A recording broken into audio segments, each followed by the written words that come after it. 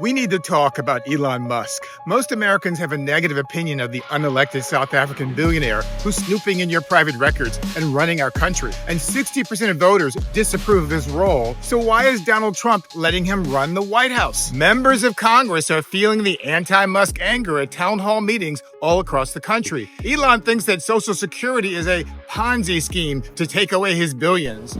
That's like the big one to eliminate. Well, isn't that adorable? Our little South African billionaire is mad that the government is helping the poors and the worker bees instead of helping him. You see, Elon Musk has a ton of conflicts of interest, and allowing him to bid for government contracts while he's overseeing the people who make the contract decisions is the epitome of corruption. This guy is the proverbial fox guarding the henhouse. He created a fake agency called the Department of Government Efficiency because it matches his Doge crypto coin, then fired or removed 100,000 federal workers in the past 2 months.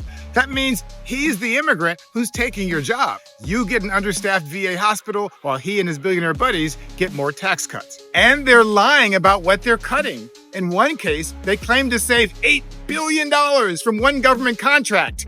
It turned out to be $8 million with an M, not a B. Oops, why is our government allowing the richest man in the world, a foreigner, to dictate domestic policy? Musk has no respect for the American government unless it benefits him. He grew up in apartheid South Africa, built his fortune on $38 billion in U.S. government contracts, and makes $10 million a day from the federal government. Last year alone, he had $3.8 billion in government contracts, and the Trump administration was just caught trying to give him another $400 million contract for Tesla Cybertrucks. On top of that, Elon stands to make billions more from SpaceX contracts for rural broadband, FAA Starlink satellite dishes, and Defense Department business. Maybe that's why the Trump administration offered him a private briefing on U.S.-China war plans last week. Why the hell is a South African immigrant being offered access to America's top secret war plans? And why is a guy who does Nazi salutes and denies the Holocaust being celebrated while college protesters are being arrested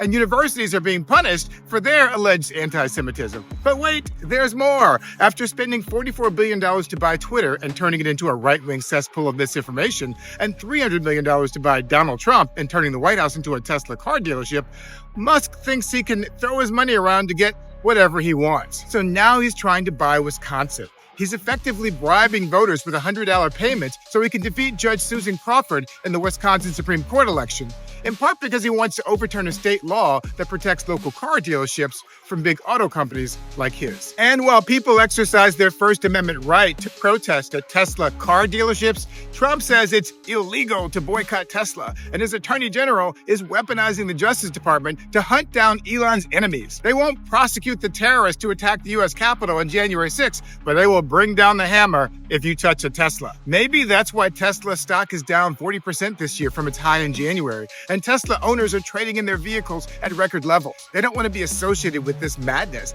not to mention the 46,000 Cybertrucks recalled recently for defective panels. Maybe Elon should go run his company instead of trying to run our country. But remember, in America, we the people still have the power.